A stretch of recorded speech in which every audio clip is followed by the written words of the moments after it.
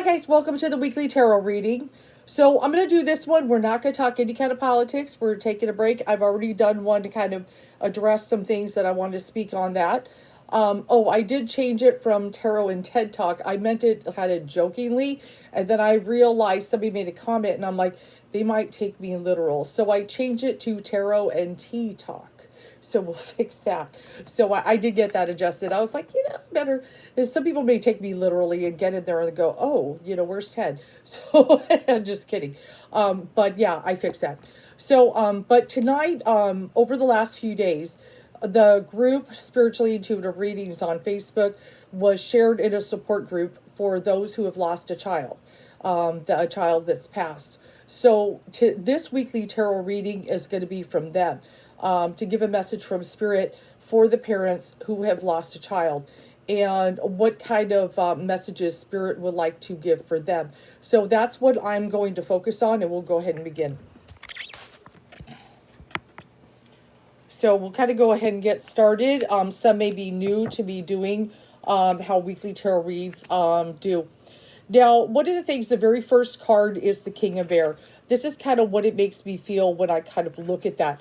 The King of Air, they can be a skeptic, and that is okay to come into the group as a skeptic. As a matter of fact, it's actually a good thing. We don't want to be so open, like Sagan said, be open, but not so, open-minded that your brain falls out. So I expect people to come in a little bit skeptical. They're going to be a little on guard. Spirit is like, that is totally fine. Anytime when looking for a medium to connect, with your loved one, you should be, that way. That is totally fine. Be open-minded, but if you're coming in a little bit skeptical and you're not sure if this really is a thing that works, that is totally fine. Now, one of the things is the Four of Water. Now, one of the messages of the Four of Water can be missing an opportunity. So, what I also can be for me as well is missing certain signs. So, one of the things is he's meditating on the Three Cups. He's really not necessarily paying attention. He's shrugging off the hand that is reaching out to him. So, one of my messages to those who've lost a child, is, believe me, the signs do come. When you hear that song on the radio and it hits you at a certain time, there may be something in there. Like at first it hits you and you're like, that could be a sign, that could be a message, and so forth. But then something in, here we go, the King of Air, right? The logical mind goes, no, and then gets very down. It's not a sign. Or say you find pennies on your walk. I heard pennies are from heaven, and then the logical mind gets in the way and starts shrugging it off. And that's one of the things the Four of Water is trying to say, is that do not shrug those off. When you see pennies, that is a message of Spirit. If you find a feather, that is a message of Spirit. If you had a dream and they showed up and they said something, I want you to pay attention. Do not shrug these off. It's very important. That logical mind is going to want to dismiss certain things in your world that are an actual phenomenon of your loved one trying to reach you. So do not do that. And if anybody even talks you out of it, say, I saw, his birthday on the clock at a certain time. I was thinking of him. Even if somebody in your world tries to kind of talk you out of it, you're overthinking it, and so forth. Is probably just a coincidence. We don't believe in coincidences. That's one of those things us spiritualists do not. So do not shrug them off. That is especially the message of Spirit with the Four of Cups showing.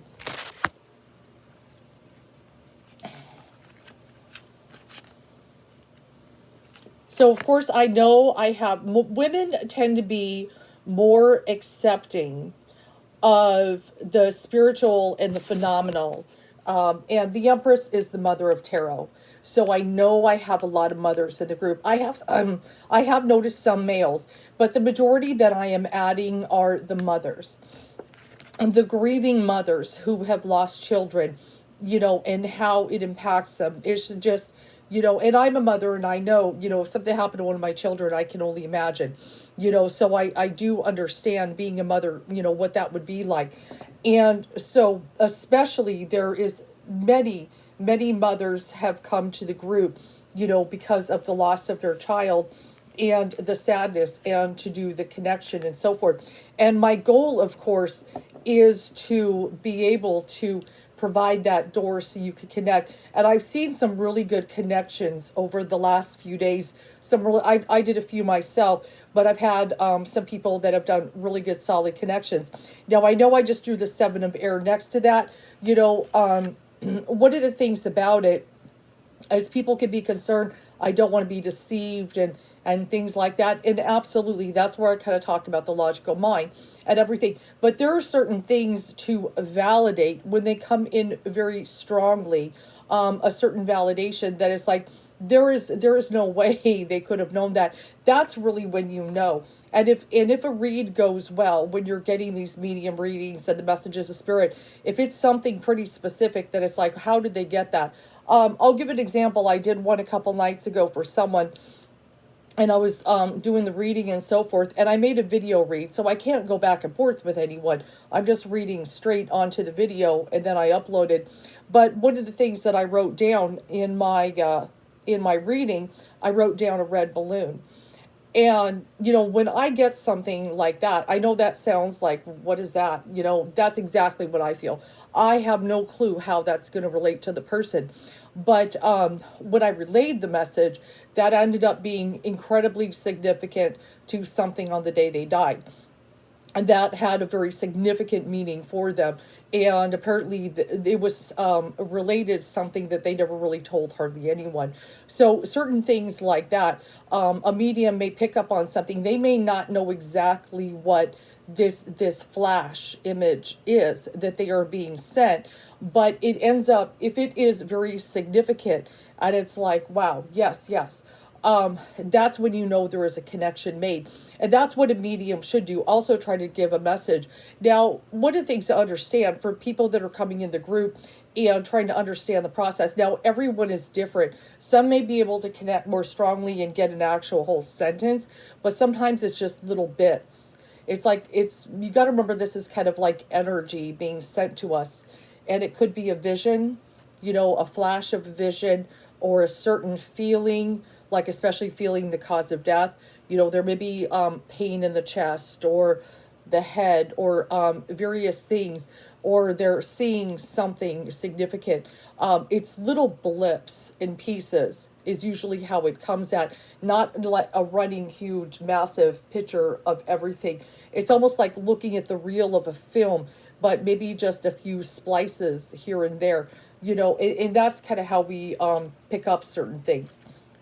But I know sometimes people can worry about that. But one of the things about that, as far as, and I do try to watch out, I will watch out for cold readers and things like that. I've done a lot of wheat and tears over the last 4 years with people. Now, one of the things that's also important, it definitely happens with a lot of those that are grieving, is it can be also an awakening moment. So many in the group who have lost loved ones at the same time, many have had some kind of a spiritual awakening as well. And I feel that's one of the reasons, even leaning on the spiritual and all that, something about once we get past the anger with the spirit, because I know some with their that have lost loved ones, especially children, they're going to have that, there's this kind of rift in the relationship with the spirit. Why, God, why did you do this? And it almost feels like a lack of trust, with something like, I trust you to do this and lead me in the right direction, and then you take my child. And I understand that, and that's where like the healing needs to also take place. But at the same time, many have an awakening to the spiritual path as well. They start really, even though there is this kind of rift with the spirit, at the same time, it can make many try to cling to the faith to get that kind of healing. And yes, some do, sometimes people do completely lose faith. That does happen, but later on, once they get there, it gets better and so forth. Now, one of the things, I drew the Two of Air. Now, it's not, as far as the key here is a little bit different. I feel this is for some of the grieving mothers. It could be with a partner, especially in some cases, it could be with a partner. But there are some cases in where you have a set of parents. You could have one that is above and beyond the grieving process. They're absolutely, it's crying every day. It's crying every day. But then you have another parent, and sometimes people go to this extreme where they do not show emotion. They seem to do not show feeling, and they almost pretend like there is not a problem, because that is one of the things the card says, pretending there is no problem. And so this sometimes is the biggest challenge. Some of you that I am talking to may be in a marriage or relationship with someone, and you've lost a child, and you are maybe that grieving person. But then the other seems like, they don't cry, they don't want to talk about it, they may shut down. One of the things to understand, and and I feel it, but is to understand that it does not mean, that they are not wounded. It does not mean they do not care. It does not mean any kind of stuff like that. That is their response to dealing with it, to try to stuff it so they don't feel pain. They stuff it way into themselves so deep so they do not have to feel it. See, there are those who are more the softies and the empaths and the sensitives that will cry every day if they hear a certain song, or that a photo pops up they hadn't looked at in a while, and various things. Their grieving process is that sadness like that. But there are others who stuff it far away. But they're both, one of the things to understand is they're both probably equally in amount of pain. And if anything, the one who stuffs, it can be harder for them to heal because they pushed it down so hard but the wound is there. But their response to it is very drastic and dramatic. So my message to those, especially and I feel this can be men, they can react like that even more. Not all of them, but it's going to go that way more often with men than women, because the level of sensitivity and so forth. But it's just my feel on that is try not to push them, to mess with them too much, to dig it out of them and stuff like that. Yes, I know that it's not a good functional way of dealing with the grief. And it can be hard, especially if you want to talk. I see this is another thing. If you have, like, say, a marriage and there's a loss of a child, one wants to talk and kind of talk about the feelings, that because they have so much and they just want somebody to come over and hug them and give them that nurturing and so forth. But the other ones, I don't want to talk about it. I don't want to talk about it, because they can't handle it. And that is why very often, actually, that a lot of marriages sometimes they don't survive after the loss of a child, because of a situation like that, where it puts them in a completely different position. And obviously the relationship will never be the same again. It never, and there are men very often, some people do make it, they come together and they work together and heal together, but others, they become completely different. And it's almost like, they don't know each other anymore. And that is a challenging part. And I know that's the sad part, and I know nobody wants to hear it, but that's reality. That's reality. But they can do that, like I even drew the Eight of Earth card. Like, they may just get into work, and they may, just completely, get involved in everything else, to anything to avoid going to that place. So there's a lot of patience that needs to go for them. But if you're in that kind of a situation, I know I'm going to have somebody who's like, that's exactly what's going on when you watch my video. If you're in that, try not to push them. It's really important. Therapy, if you, when somebody shrug off therapy, but try not to push them. Because if you push them over the edge too soon, they're going to break. So I also have the renewal card. So this is especially the judgment card. So one of the things it does say also is time to move in a new direction. Everything kind of renews, it's like Judgment Day and so forth. There is a major transition and so forth. But definitely we do want things to kind of shift in a positive direction, that is geared toward healing, but especially about spiritual growth. I feel that's one of the things, because the spirit is so devastated. We definitely want to get it on a healing road.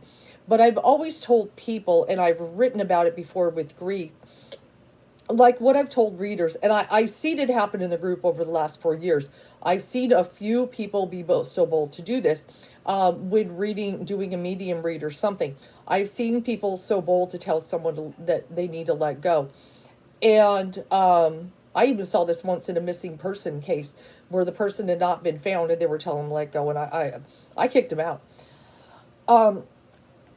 So, like, that is one of the things as readers, if any readers are watching me do this, never tell anyone to let go. It's one thing to say to release guilt. Okay, that is one thing. And I have done that, release the guilt. There is nothing you could have done. You could not have stopped it. But we do not tell them to let go of the person. And you don't have to. If you are grieving the loss of a child, you don't have to let go. You don't have to let go. Grief, is always the last to go. That is always the last to go. And matter of fact, it's always going to be there, especially the loss of a child. It will kind of transform, and it will kind of renew, and it will do its thing over time. Each day will get a little bit easier. Well, it's kind of like this. I would say it's like, here, and then you have a real down day, and then you kind of pick up, and then it gets a little better, and then and then another day can really, pull you in the dumps. It's going to be like that. But inevitably, the times, it gets a little easier to manage, where you can function. You will be able to function again. But one of the things especially, is we never tell anyone to let go. That, you don't have to do that. And however there is no way to grieve wrong. That is another thing I have said in my writing, is there is no wrong way to do it. It's however, you feel the need to grieve. Everybody is very different, and the level, of it, like maybe some people can't work for a year because the depression is so intense. Maybe they do have to go on antidepressants where others do not. Everyone is very much different. This is a wound to the soul and spirit. This is a deep wound to the soul and spirit. It's more than the heart. It's the heart too, but it's also a wound to the soul and spirit. So everybody is affected so differently. So there is no wrong way to grieve. You will have people, who may do that though, that will say, oh, you need to let go. You need to, you need to get back to work. There's going to be a lot of you needs. And I feel you've already heard that. I'm tired of hearing what I need. I can feel you. I'm tired of I need to do this. I need to do that. I need to do this from people who do not understand me. I see. That's why, I'm not going to, I may tell you, you need to let go of that guilt, thinking that you could have done something. But as far as you need to grieve different, or you need to get up and go put some makeup on and do your hair, or various things, no, you don't need to do that. If you don't want to get up and put your makeup on that day, you don't want to do your hair, or you want to call in sick to work, you do whatever you got to do. Because there is no way to do this wrong. There is just no way to do this wrong. You grieve, and, you do it, and it's a day-to-day thing. Each day, you are going to get up, and it's going to be hard to get up in the morning. Because then, for a brief moment, and I know some of you have felt this, for a brief moment, everything will feel okay the first 2 minutes you wake up. But then it comes to you that you have the loss of a child, and it all comes back, and you're like, oh, that's right. And then we go back down. And then so we decide, am I going to call in sick to work today? Or am I going to put my makeup on and do my hair? Maybe I will. Maybe I'll start making that coffee pot of coffee, and then I will decide if that's what I'm going to do. I'll know after a cup of coffee what I'm going to do that day. So I understand you, that you are in that position, that is your day-to-day reality.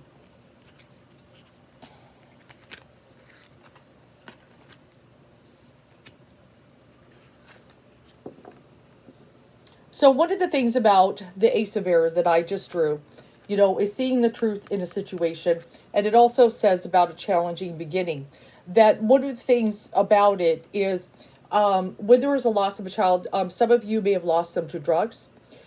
Maybe there was a crime, maybe there was murder, maybe there was some kind of revelation that you did not know the extent of some turmoil that was going on in your child's life, and you became aware of it at their passing. And so that is one of the things that can be very difficult.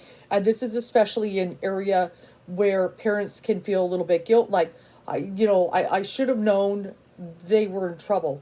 I should have known they had that bad of a drug problem. I knew they drank a little. I knew they had this and that. I didn't know the extent of it. Or even, for cases of suicide, I should have known their depression was that bad. When they said they were sad and depressed and this and that, I didn't realize the extent of it or the various things that go on. But then after the passing, things become very crystal clear, certain things that were going on. And it's important to, and I'm going to say release that.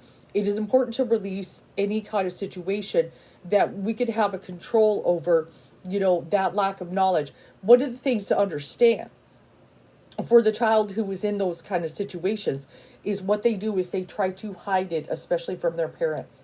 They're not openly going to share with you, their drug addictions, and they're not openly going to share, especially their depression, because one of the things they do not want to do is worry their parents. They do not, when they are having these suicidal thoughts and so forth, the last person they want is mother to know. They do not want to worry, the parents. So they tend to hide it and they masquerade these things very well. So it's important to definitely release that you could have known, because they're very good at covering it up. And we have to remember that children can do that. But it is going to be, but one of the things is with that revelation is there is a new beginning. It is something different with that awareness in the life.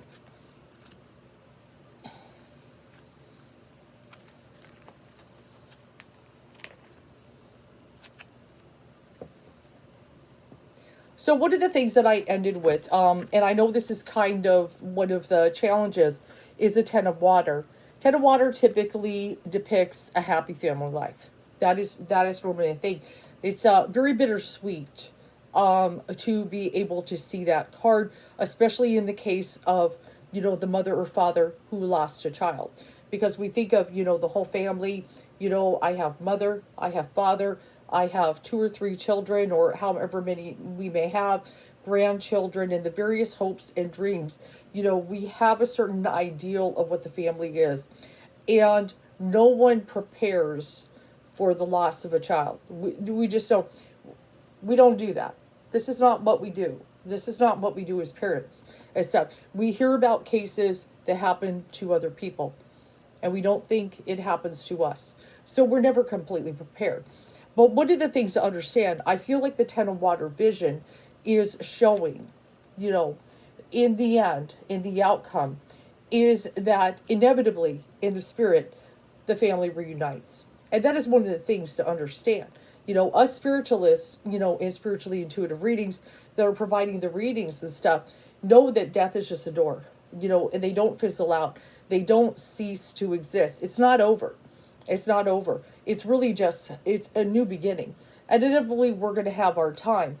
We're going to cross over and we're going to go into the spiritual, and everybody is going to reunite.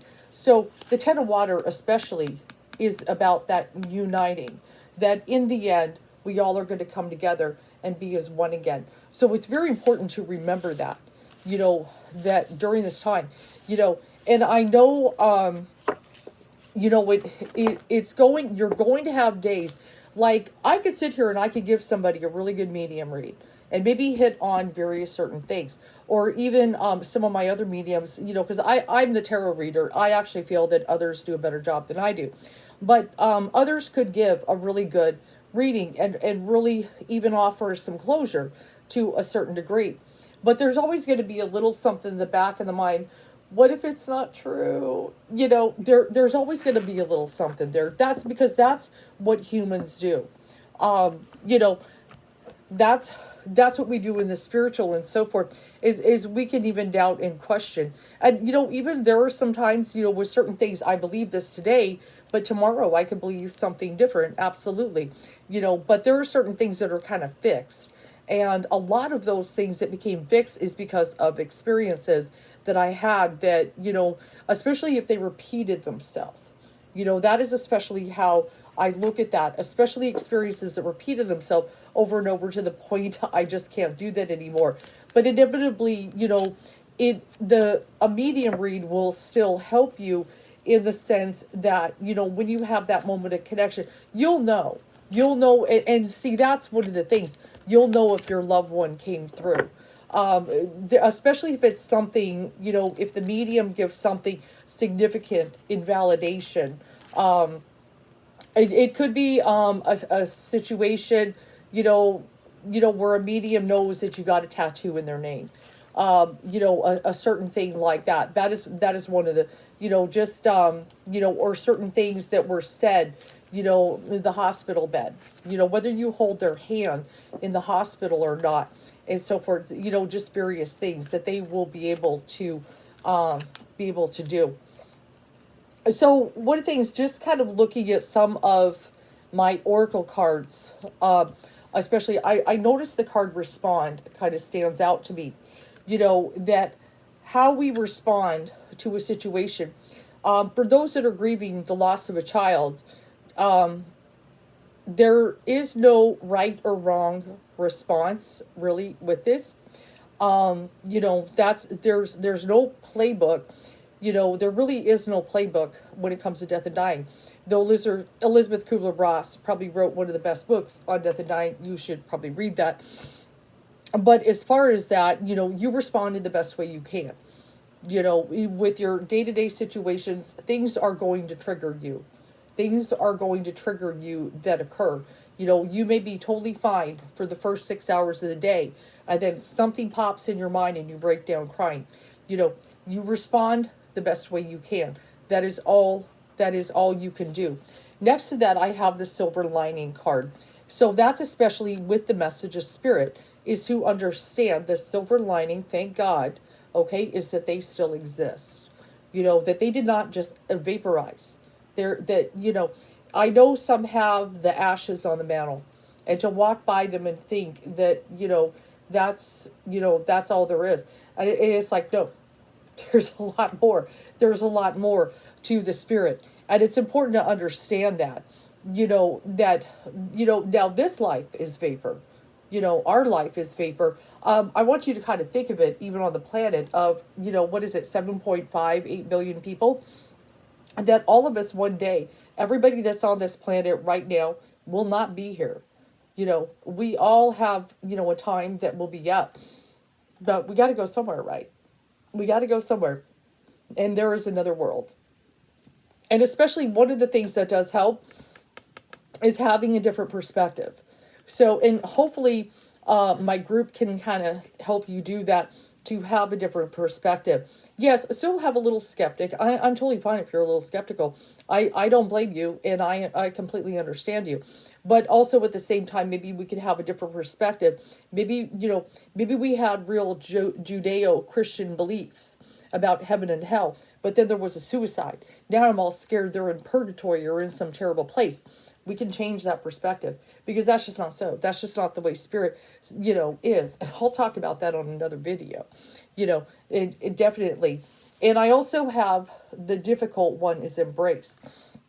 That one of the things that is very hard to do, that, okay, this may be going on in my world now, but one of the things I can do, is try to grow as my spiritual path, and heal my broken heart to the best of my ability. Now, there's always going to be something in the heart. That's one thing. There's always going to be, but it doesn't mean we can't soften it a little bit so it doesn't hurt so damn much. That is one of the things the spirit can work on to do that. But but the messages of spirit definitely, are very, they can really help. And that's especially, what I love about them. And I've seen some amazing reads over the last several years and stuff. And just, with really good connections, with those validating and picking up on the personality. I mean, And Jeannie Tar is real good at that. If you guys been watching her, she's the one with the redhead icon. She's real good at picking up personality. It's amazing. It's like she becomes these people when she starts writing her reads out. It's unbelievable. She does a really good job. But just, keep the faith. We are here for you. We understand your pain. Like I said, I am not personally lost a child, but I can still empathize. I can still empathize. I've read for many people over many years, who have lost children. So I do, I definitely understand. And I do have members in the group, many actually, who've come through over the years, with their broken hearts that have lost children. There's many that were already in here. Definitely, some are even my good friends, that have lost children. And so very sorry for your losses. And I hope you guys get the messages that you need from my group.